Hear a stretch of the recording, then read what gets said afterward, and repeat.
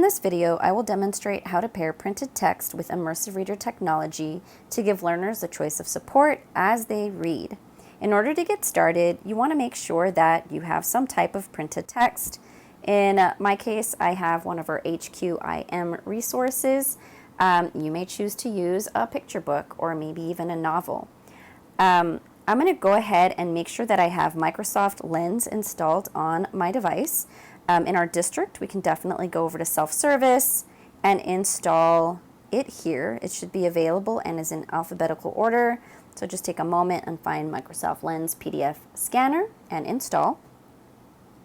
When you're ready to get started, you'll go ahead and click and launch the Microsoft Lens application. And you can see directly that it accesses the camera if you're prompted to. Of course, you want to make sure that you allow access to the camera. And I have a couple features here on the side. I'm going to stick with actions, and so make sure you select actions to use the Immersive Reader feature. And then, of course, we have these apps here that are going to give us choices. Right now we have text, so you can see the text icon, table, and read. We're just going to focus on Immersive Reader today, so I'm going to click read. And when I'm ready, I'm going to position my iPad over the text. It does prefer a portrait view. And so when I'm ready, I'm going to take a picture. There we go. And I can go ahead and adjust. What's important here is to make sure that you're making the adjustments to only capture the words in this photo, or maybe in this reading here. So I'm going to drag the handles, and this looks pretty good. So I'm going to go ahead and click the word confirm. There we go. And now it's pulling the words into the Immersive Reader view. We have the feature of text to speech, so I'm going to go ahead and play this to demonstrate. Work is important. Work is when we do something that produces a good or provides. And I'll go ahead and pause here. We also have the ability to use these settings to speed a voice up or slow a voice down, and even swap between a male and female voice.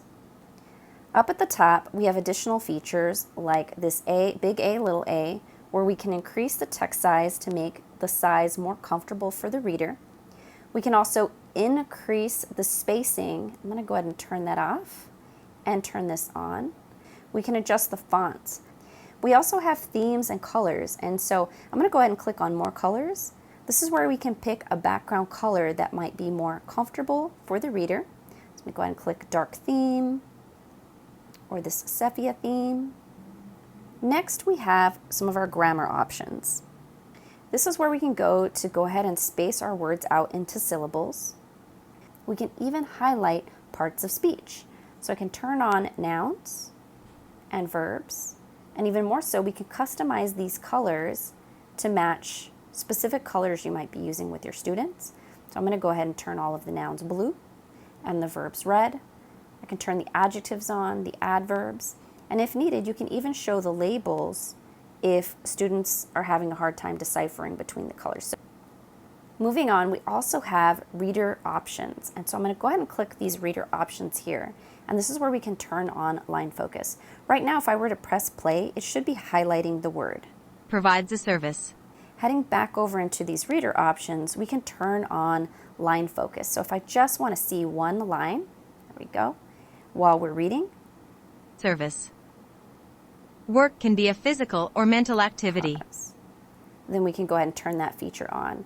We can also share 3 lines of text or even 5 lines of text. Let me go ahead and turn the line focus off. We also have a picture dictionary. Currently it's turned on, so you'll see that if I tap a word, I get a picture dictionary, and I can also listen to that word. Person. Notice that we can also select a language to translate. So I'm going to go ahead and choose a language. And I believe that there are over 80 languages that we can translate to. I'm specifically going to look for Spanish.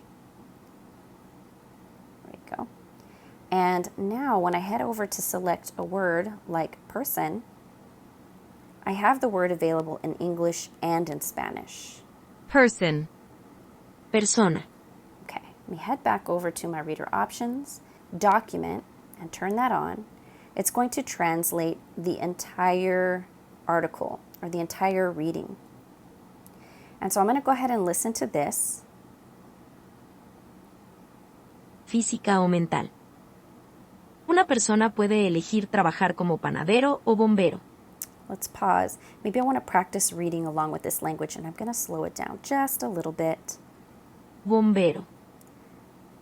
También También podrían trabajar como Still a little too fast for me, so I'm going to slow down even more. como Como escritor escritor. o contador.